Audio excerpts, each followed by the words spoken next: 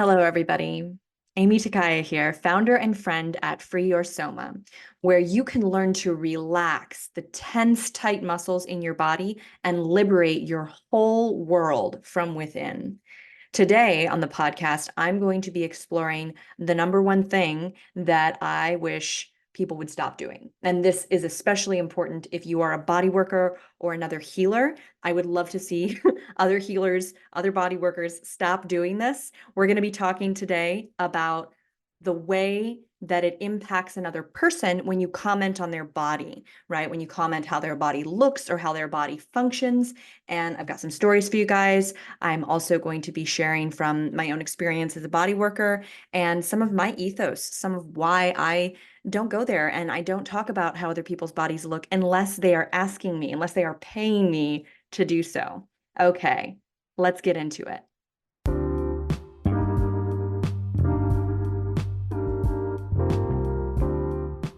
Every day there is a forgetting, and every moment there is the possibility of remembering. Remembering who you truly are, awakening to your body, to the inner world, to the experience of being alive. Here is where you find the beauty, the joy, and here is where you free your soma. I'm your host, Aimee Takaya.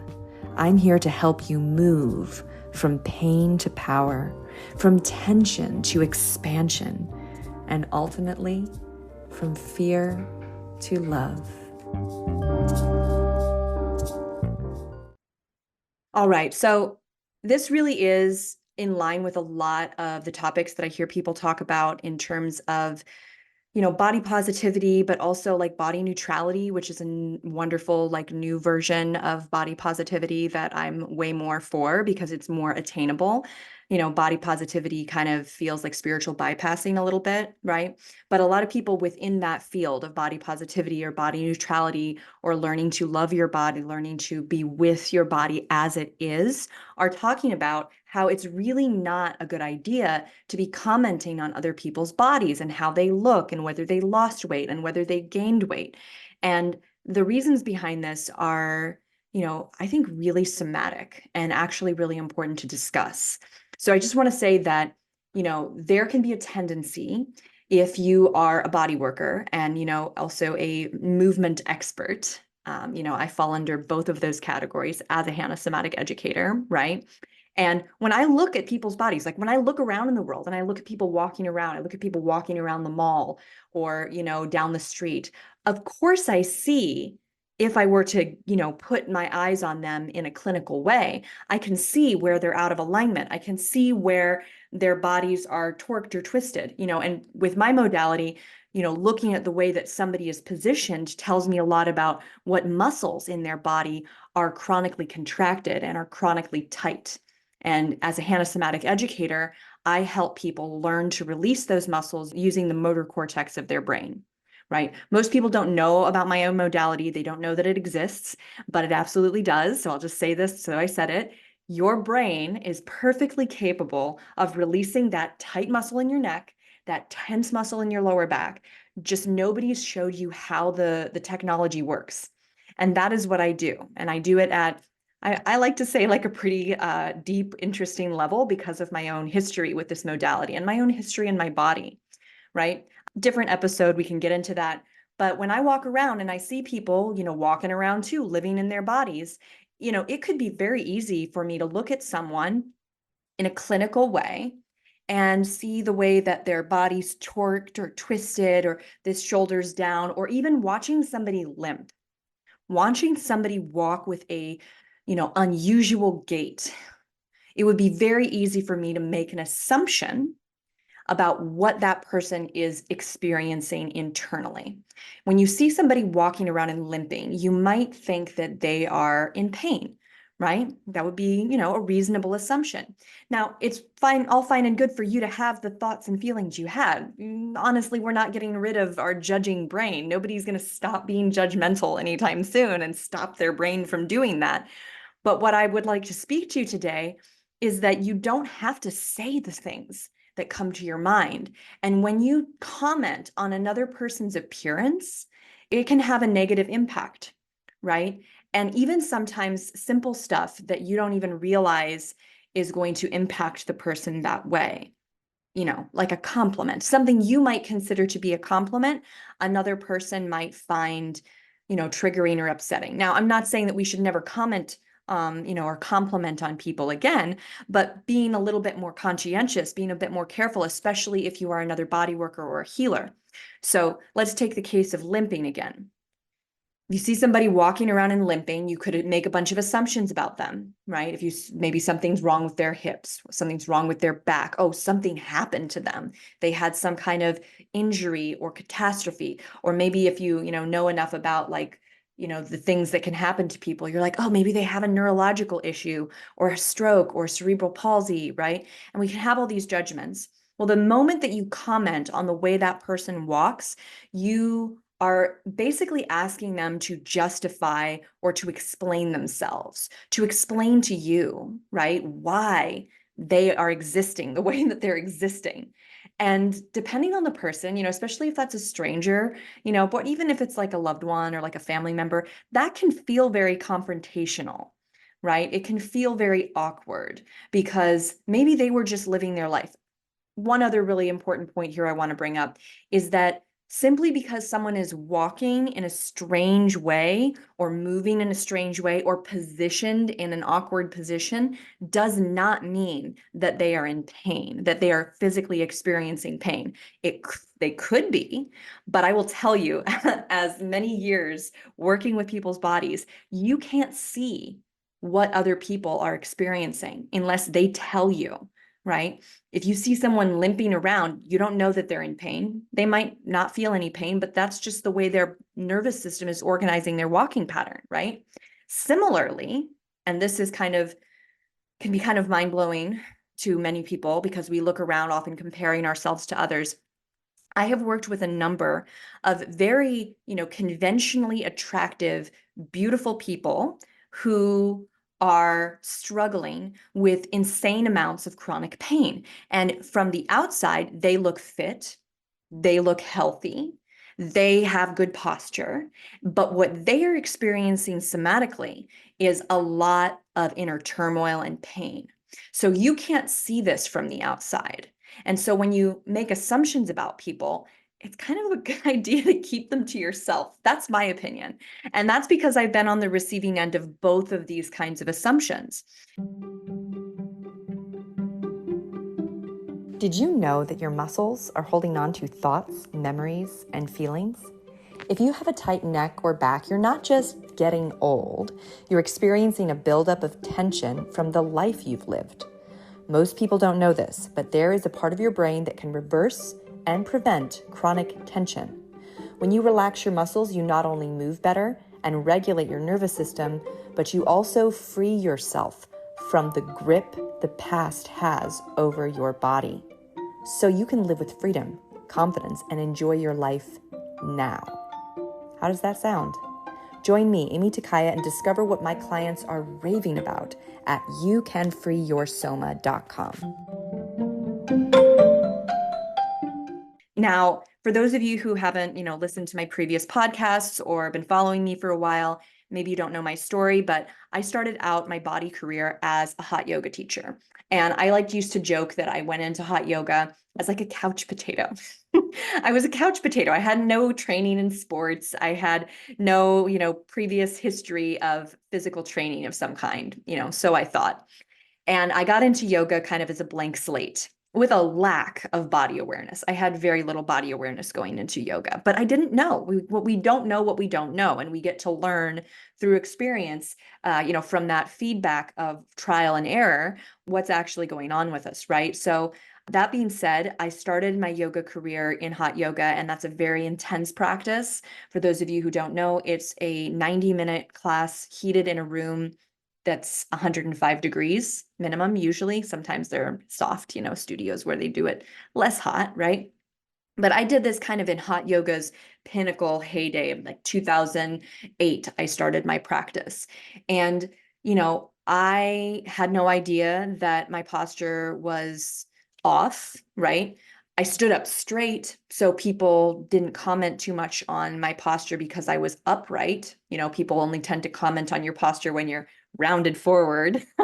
Yeah, and we could totally get into that maybe on another episode about like the judgments that people have about people's postures, right? That kind of fits here too. So we judge someone when they're forward because it's a more closed position, right? And we know that spines are supposed to be long and upright, right? Ideally. And so when someone is leaned and crouched forward, we like want to straighten them up. Except that person, doesn't have the control necessarily to keep their body from being pulled into that position. There are tight muscles in their abdominals, there are tight muscles at the front of their neck, there are tight muscles at their hip flexors that are literally pulling their body forward. And so the moment they relax, they are hunched forward again or in their bad posture, right? I was the opposite. So I had this impossibly good posture, which, involved my back being very arched. But I had another position in my body that was unconsciously going on, which is that my pelvis was tucked under. So even though I had this like upright, spine, I didn't have the lordosis thing, which, some people would have commented on probably because my butt was tucked under all the time. So I looked very straight. I looked very upright. Yeah. So people looked at me, right, as a yoga teacher, and I'm sure I put this on, I unconsciously put it on when I became a yoga teacher, like being upright, having this straight body, all the training of back bends and stuff that I'd been doing to hold myself upright. So people looked at me and assumed that, I had just this really comfortable, easy experience in my body. Now, the truth eventually over time was very far from that. And what ended up happening was that I injured myself a lot during yoga. I started becoming aware that I came into yoga with a lot of hypermobility in my joints, not knowing how to control the bending backwards of my joints, basically, not knowing where the boundaries of my body were. And all of this, culminated in, like I said, multiple injuries and then eventually a lot of chronic pain that I didn't really know what to do with because the yoga at that point was not helping the chronic pain. Even once I got the alignment, things figured out, I was dealing with hypertonic muscles. I was dealing with muscles that were completely exhausted from being in contraction for a very long time. And at that point, there really wasn't any more contracting that was going to help my body find peace, right? So eventually what happened, and there's more to this story, I injured my left leg. It was in a yoga posture that I remember very clearly the day that it happened. And my leg was like never the same. It just hurt after that, and then increasingly hurt and increasingly hurt. And it became pelvic and then became like my whole left side all the way up. And I began walking with a limp. And what we don't realize about a limp and any way that somebody's body is positioned is that that is actually a reflection of their unique, innate body intelligence. I'll say that again. If you see someone rounded forward and hunched forward, or you see somebody twisted and limping and walking strangely, that is an expression of their body's innate intelligence, right? Which is different than thinking there's something wrong with that, right? And this is where the somatic lens kind of shines down on the way that we think about things versus if we were to look deeper into this, what actually is going on.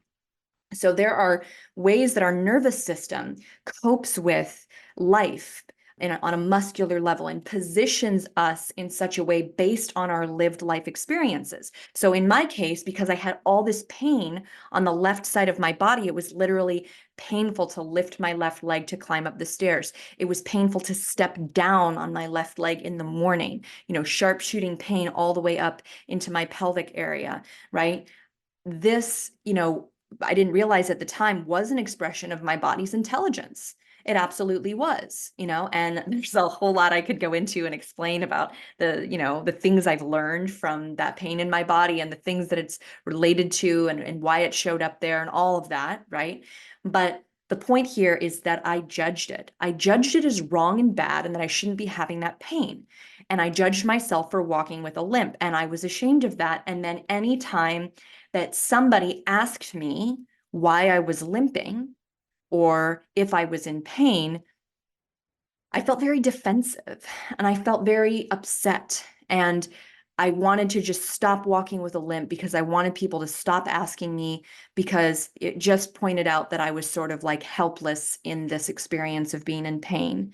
And at that point, I had been looking around and I really had not found anybody, masseuse or body worker, who could help me with my pain. I'm smiling because it's a funny story. It's like that book, where the guy goes all around and then finds out at the end, like, the answer is in his backyard. What's that? The Alchemist, right? So it was like that for me with this. I was traveling all around the world teaching yoga, looking perfect on my Instagram, and nobody could see unless they watched me walking around on a daily basis with my limp, right? Nobody could see through Instagram or when I was standing at the yoga podium that I was experiencing hell, like chronic pain, really bad, right? And so what ended up happening was that my dad, my dad was the one who had the answer, and he kept talking to me about it, and he kept trying to tell me about somatic education. And I didn't want to hear it because it was coming from my dad.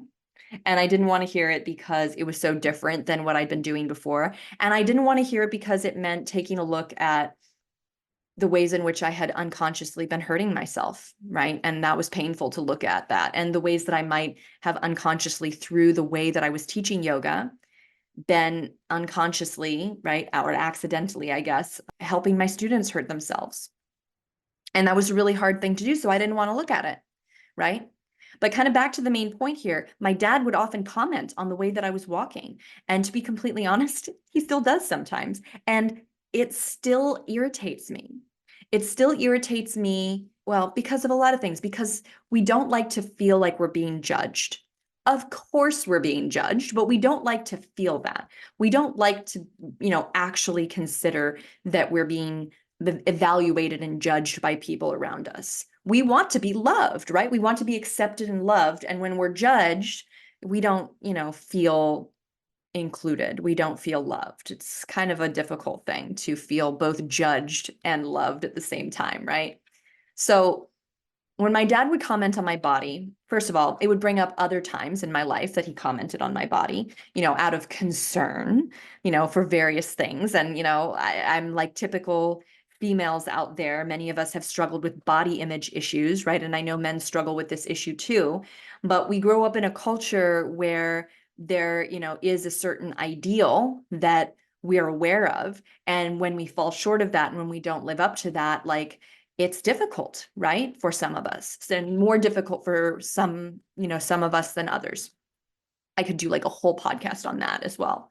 But the point here is that it really bothered me that he commented on my way I walked, right? Just like it bothered me when he commented on noticing that I had stretch marks on my leg as a teen. And I've totally worked that stuff out with my dad now. But the point is that it bothers us, right? It bothers us when people comment on our bodies, especially if it's something that they're, commenting on that seems like it's wrong. We shouldn't be having that experience. I want to say, though, I do understand that most of the time people are commenting on, say, how you're limping or walking because they're concerned, because they want to help, right?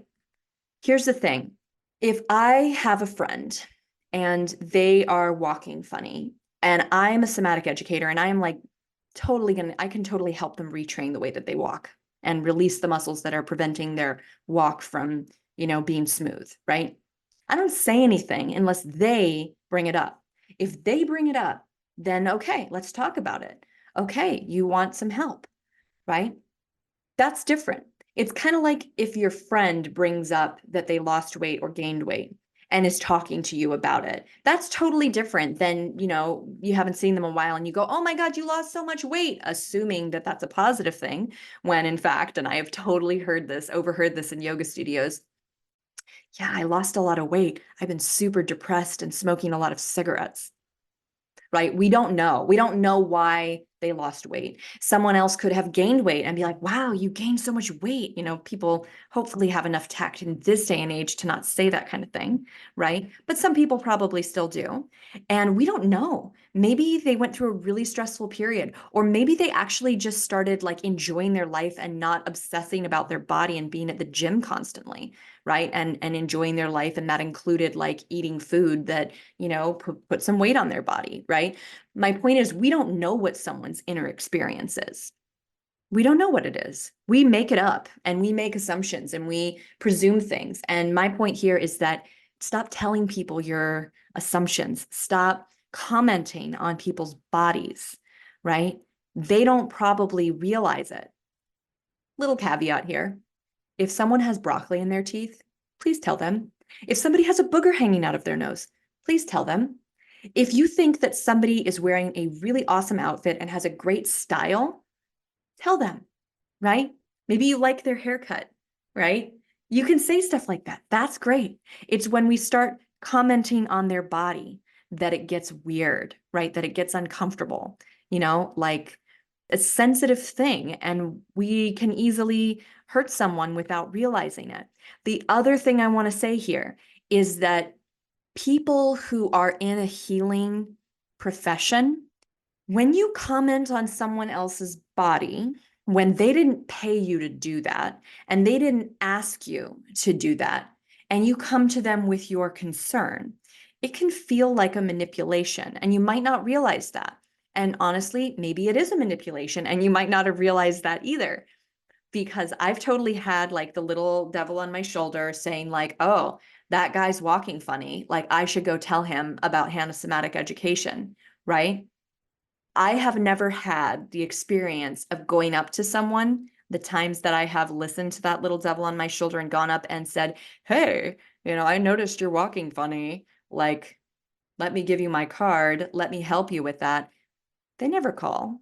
That's not how I get a client, right? If I did, cool, maybe that would be helpful, but that's not been my experience. And if your idea of how to get a client or help someone or book a massage is by sort of, I don't know, addressing the person's pain, it's kind of like, I guess I could compare it to like, for those of you who are out there who are in the coaching field or familiar with like online marketing, like bro marketing, like, pushing the pain points, and I think it's not very tasteful and it's not very compassionate.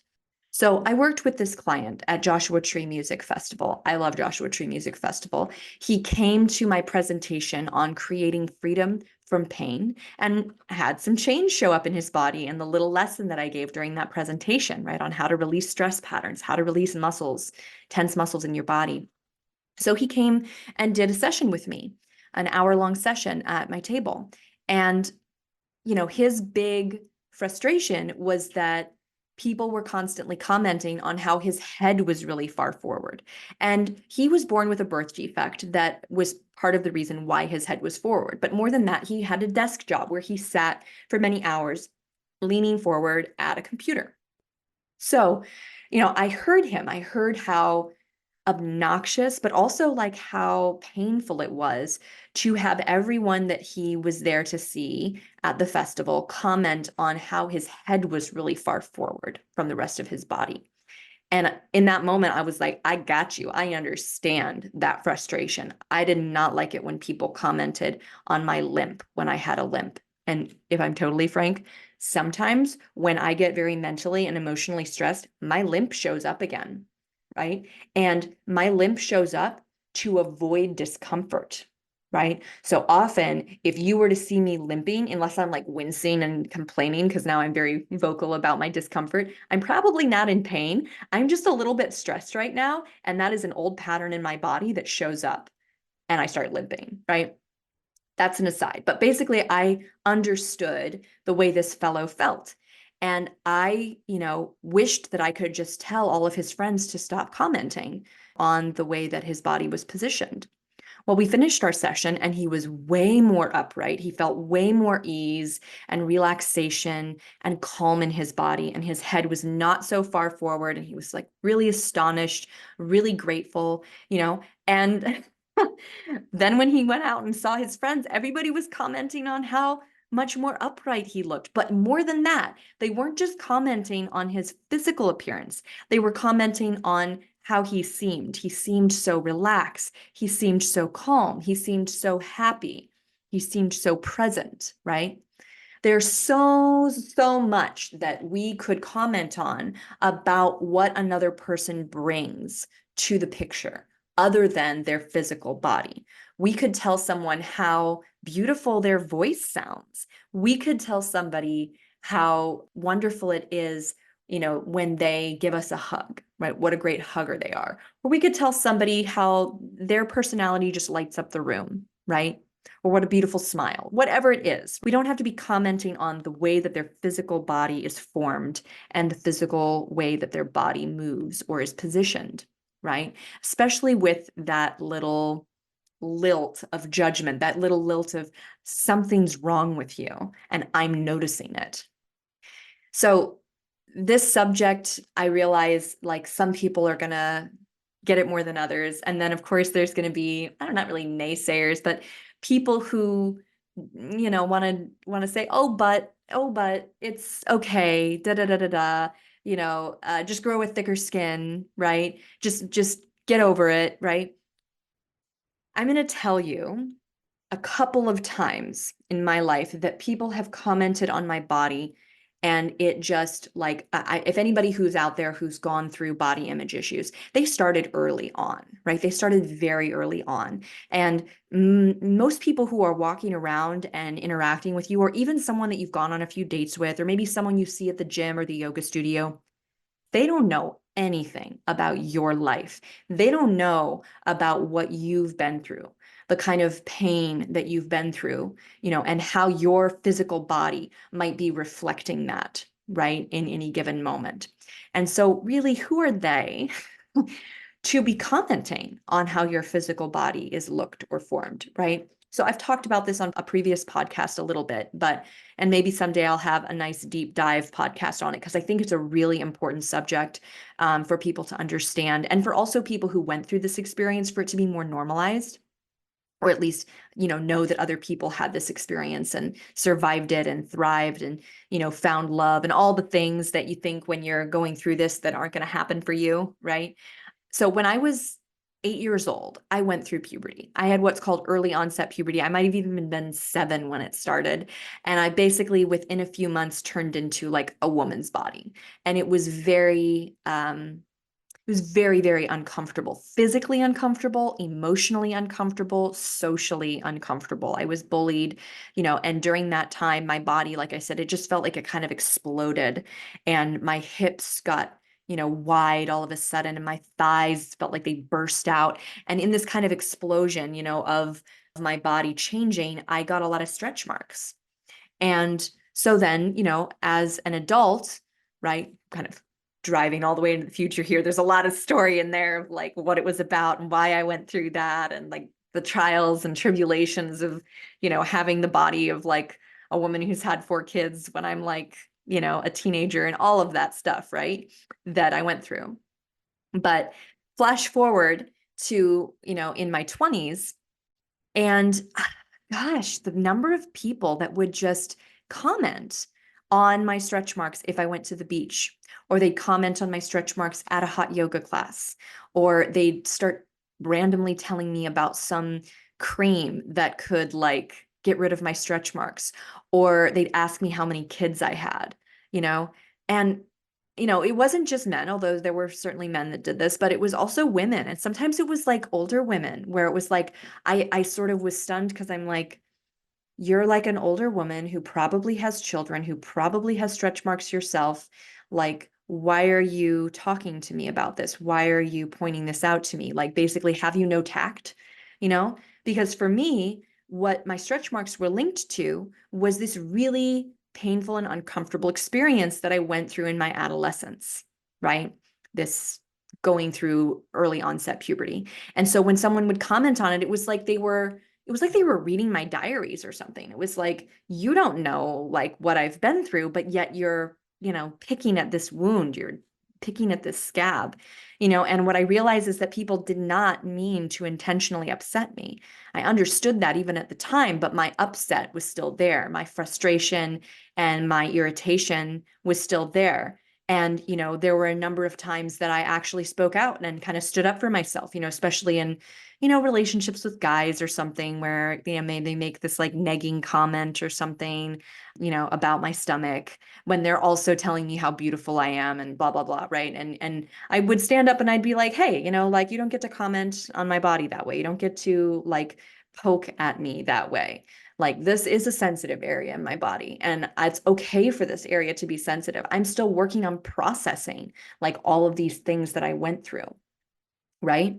So take for a moment, imagine if there's a space on your body that is sensitive, right? Maybe you don't have the same story that I have. Maybe you have a different story, about some area on your body where you hold a lot. I was holding so much in my stomach. If you want to know what I was holding in my stomach, go back to the first podcast episode. It's called Releasing My Forgotten Belly. And that's a pretty good story on my stomach. But some other place in your body where you hold a lot. And how would it feel if somebody you didn't know just came up and started messing around with that part of your body, started prodding it and poking it? It's completely different if somebody like is being paid to do that. If you're laying down on a table and saying, touch me, do something with my body, right? Or if you go to a professional and you say, hey, I've got something going on in my shoulder, give me your opinion, tell me, help me find out what's going on. But just a random person off the street commenting, or even just for a moment, let's imagine that the comment is an actual person like prodding you, because that's how it feels. That's how it felt to me when people would comment on my stomach or comment on my limp. I felt prodded, I felt invaded a little bit, right? So just imagine that for a moment. Try to put yourself in the position of having somebody prod you and poke you in that sensitive space. It's probably unpleasant, right? So this has been my soapbox. This has been my, please stop doing this, especially if you're a healer. To recap, I think that there's so many other things that we could say to a person, right? If we're concerned with how someone feels and with what's going on in their body, we could simply ask them sincerely, hey, are you okay? What's going on with you? Now, it's also okay to ask, hey, are you having some pain in your body, right? Ideally, I think that you should be asking someone who is making some wincing face or verbalizing, like asking them if they need help, versus just asking someone who might be walking strangely but looks like they're feeling okay, right?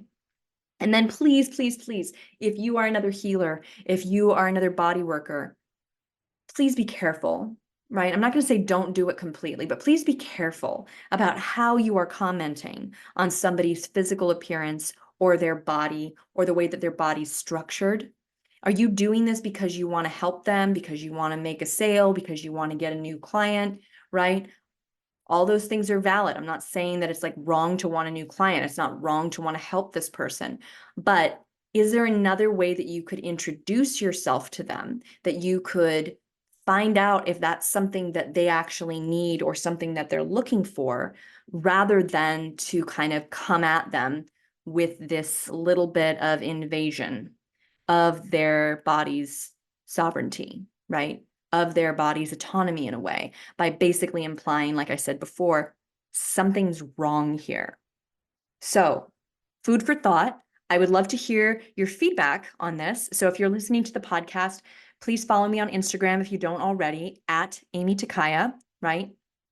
You can DM me there. DM me and tell me what you think. Tell me if you appreciated this perspective. Tell me if you have a slightly different one. Maybe you have a story. I would love to hear your story. I am so honored to hear the stories of what other people experience somatically, internally in their bodies, like, what the thought process and emotional process and physical experience all was like for this person at this time in their lives, or vice, present moment. So please DM me at Aimee Takaya on Instagram. And I would love to hear from you and hear about how this conversation impacted you. What memories did it bring up? What feelings did it bring up? right? These are important conversations to have about our bodies and about what it is to be living in a body in the world, in a world that is designed to kind of make us feel pretty bad about our bodies, to sell us stuff, right? To sell us that beauty cream or to sell us on a way that our body should look, right? There's a whole industry that, we're all, I'm sure a lot of us are familiar with, that's about gaining from our disconnection and discomfort with our bodies, and that's actually maybe what I'll end with here is that there's a way that we have been trained as children in this culture specifically to view ourselves from a third person perspective, meaning that we are having this awareness of ourselves, of how we appear from the outside, and we are looking at ourselves from a third party perspective. And then we are judging ourselves, we are condemning ourselves, or we are punishing ourselves, right? We're like this authoritarian parent towards ourselves, and we're looking at ourselves from the outside. There's a researcher, Barbara Fredrickson, who did some very interesting research on this matter. Her contention was that women, had a particularly high rate of things like, body dysmorphia and depression because they viewed themselves from a third party perspective, right? But the truth is, when I kind of talked to Eleanor Criswell Hanna, my somatic mentor, about all this, she was like, well, it's everybody, really. It's everybody. We're all doing that. We're all looking at ourselves from the outside and judging ourselves and falling up short to some imagined societal standard of what we should be or how we could be, right? So the journey with somatics, and specifically the journey neurophysiologically with Hanna somatics, is the journey to sensing and experiencing ourselves from the inside and letting go of that third party perspective and stepping into a first person experience of our body and of ourselves, where we can feel how incredibly rich and diverse and fascinating it is to be in a human body, right? And honor that individual felt experience, which is happily where I am at now in my life.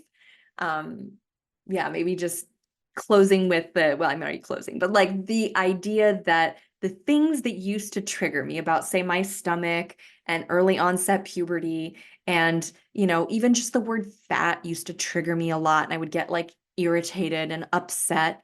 If I heard someone use the word fat in a derogatory way, it would like really piss me off. I now am not triggered by those things in the way that I was. I'm not. Like, I don't have this charge. My body's not ready to clench up and feel miserable because, someone commented on my stretch marks or, something like that. And the reason is that I've released the muscle memory related to that. I've released the charge, including my physical muscle memory around that. And I have started experiencing my stomach from the inside. I've started to really appreciate what my stomach can do beyond how it physically looks. I can appreciate that my stomach carried my son, right? Carried my son for those 9 months. I can appreciate that my stomach digests my food for me, right? What a beautiful thing to have a working gut, especially since that was one of my other big issues throughout my life, was I didn't digest things well, right? What a beautiful thing that my stomach feels, right? And when my husband wraps his arms around me and touches my stomach, I don't cringe anymore. I don't suck my stomach anymore. I feel his touch from the inside, and it feels like love. And this is the power of the somatic work that I do, and the power of the somatic journey, right? To come back to our lived experience in our bodies. So, bless you. Like I said, would love to hear from you. So DM me, let me know what you thought of this conversation, and I'll hope to bring you more solo episodes. I'm on a little solo episode kick, and yeah, I think it's I think it's good for me to share of myself with you on this podcast, to share what I'm up to share what I've experienced and what I've gone through. Yeah, because it starts a dialogue, and it's nothing better than sharing our experience and sharing our wisdom and sharing our gifts with the world. All right. Have a wonderful time out there, right? And Free your soma, be alive, be in your body.